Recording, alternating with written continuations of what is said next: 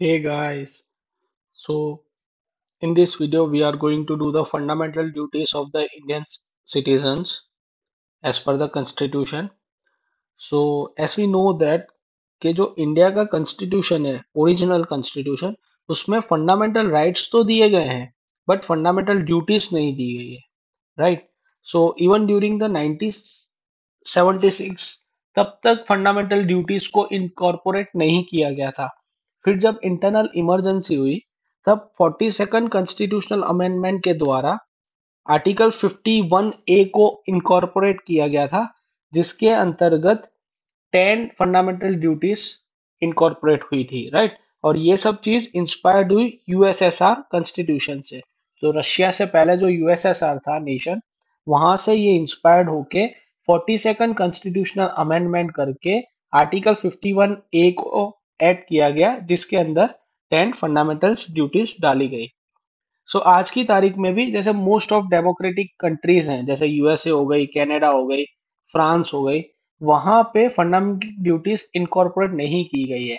तो जापान और इंडिया ऐसे डेमोक्रेटिक नेशंस हैं जो फंडामेंटल ड्यूटीज को इनकॉर्पोरेट किया है और it establish a balance between the fundamental rights and the fundamental responsibilities 2002 में ओके एक एडिशनल ड्यूटी डाली गई सो आज की तारीख में total 11 fundamental duties are there so let's see the historical background so as per our discussion so इन 1950 जब constitution incorporate हुआ था तब ओनली फंडामेंटल राइट्स थे फंडामेंटल ड्यूटीज नहीं थी फिर 1976 में स्वरान सिंह कमेटी के रिकमेंडेशंस पे फंडामेंटल ड्यूटीज को इनकॉर्पोरेट किया गया और ये 42nd कॉन्स्टिट्यूशनल अमेंडमेंट के द्वारा पार्ट 4 ए डीपीएसपी जो पार्ट 4 है और पार्ट 4 ए फंडामेंटल ड्यूटीज का पार्ट है उसमें 10 फंडामेंटल ड्यूटीज डाली गई और 86 कॉन्स्टिट्यूशनल अमेंडमेंट के द्वारा एक एजुकेशन वाली जो फंडामेंटल ड्यूटी है कि 6 to 14 ईयर्स तक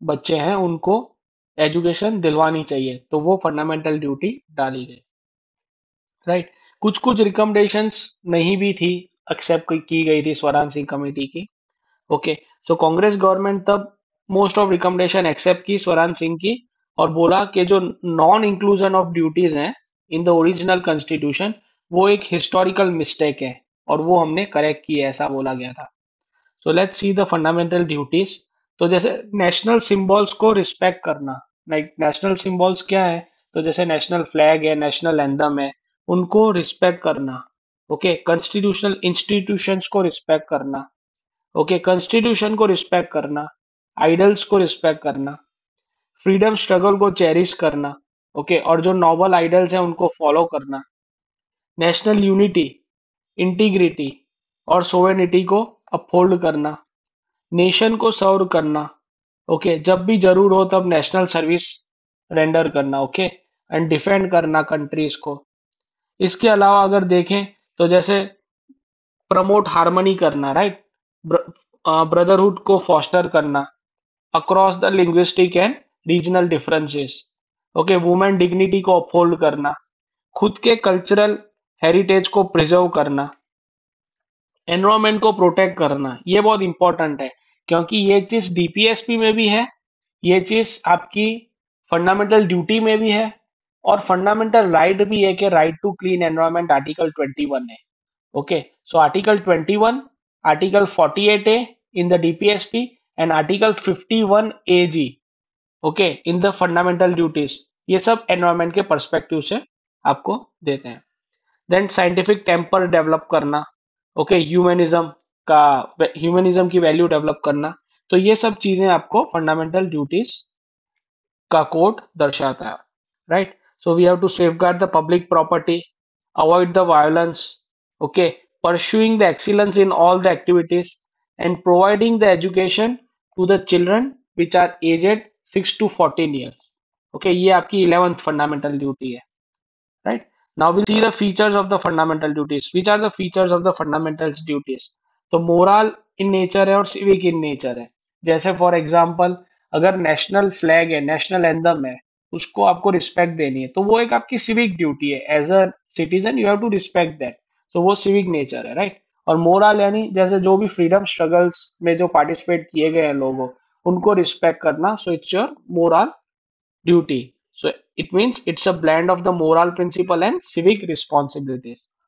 फिर कल्चरल रूट्स है, ऑब्वियसली जैसे वुमेन की डिग्निटी अपहोल्ड करना, ब्रदरहुड की वैल्यू स्टैब्लिश करना. सो ये हमारे कल्चरल रूट्स हैं, ओके, जो एम्बेड किए गए हमारे ट्रेडिशन और वैल्यूज में. Third is it is non-justiciable in nature. Yes, obviously, because it is not directly enforceable by the courts. Okay, so ये डीपीएसपी की तरह कोर्ट में एनफोर्स नहीं हो सकती. बट हाँ, पार्लियामेंट लॉ बना के फंडामेंटल ड्यूटीज को यू कैन से इम्प्लीमेंट कर सकते हैं. And again like the DPSP only, they are available to the Indian citizens only, not to the foreigners. This is very important. Right. So see, while courts cannot directly enforce them, that is non-justiciable in nature, but parliament can enact any legislation to create a framework for the civic responsibilities. Now, if we see the criticism of the fundamental duties, तो incomplete list है. जैसे important duties जैसे right to vote, right to pay tax, ये आपकी incorporate की ही नहीं गई है. डिस्पाइट स्वराज कमिटी ने रिकमेंड की थी दोनों को इनकॉर्पोरेट करने की, फिर भी. फिर एम्बिग्यूअस है, वैग लैंग्वेज है, राइट. जैसे साइंटिफिक टेम्पर का मीनिंग बहुत लाइक पता ही नहीं है क्या होता है, एक एक डेफिनेट डेफिनेशन नहीं है, राइट. नोबल आइडियाल्स की टर्म्स, ये भी बहुत वाइड है. फिर they are not enforceable in the courts, so ये मोरल प्रिसेप्ट्स है. ओके, सुपरफ्लुअस एडिशन है, जैसे citizens would perform this duty even without the constitutional mandate. तो जैसे respect to the national flag, ये तो करेंगे, कोई काम की नहीं है इसको ऐड करने नहीं करना, right? So this is important. These are all the criticism. Now, if we see the significance and legal implementation, तो जैसे ये क्या है ड्यूटीज, ये सिविक कॉन्शियसनेस को अपहोल्ड करती है, बिकॉज इट एंश्योर कि हमारे जो फंडामेंटल राइट्स हम एंजॉय कर रहे हैं वो कुछ रिस्पॉन्सिबिलिटी के साथ करें. Okay, so this upholds the civic consciousness principle. फिर it discourage the anti national activities जैसे burning the national flag. Okay, तो ये सब आपको डिस्करेज करता है. फिर ये फोस्टर करता है discipline among the citizens, right, जैसे pursuing the excellence and all such things. So legal interpretation, obviously it guides the code in constitutional validity. इसका मतलब बहुत इंपॉर्टेंट है, ये याद रखना.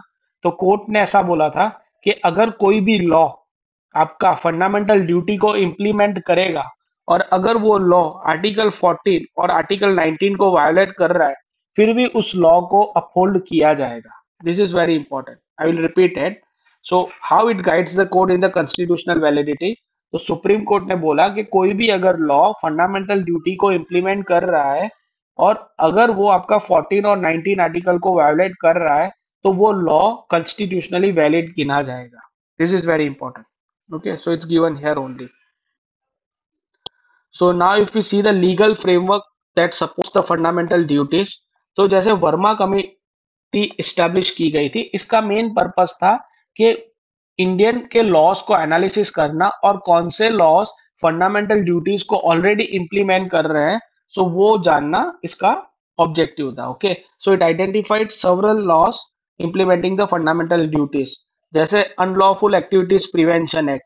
तो अगर कोई पर्टिकुलर ऑर्गेनाइजेशन या इंडिविजुअल इंडिया की सोवेनिटी, यूनिटी और इंटीग्रिटी को थ्रेट कर रहा है, तो इसके अंतर्गत उसको पनिशमेंट दी जाती है.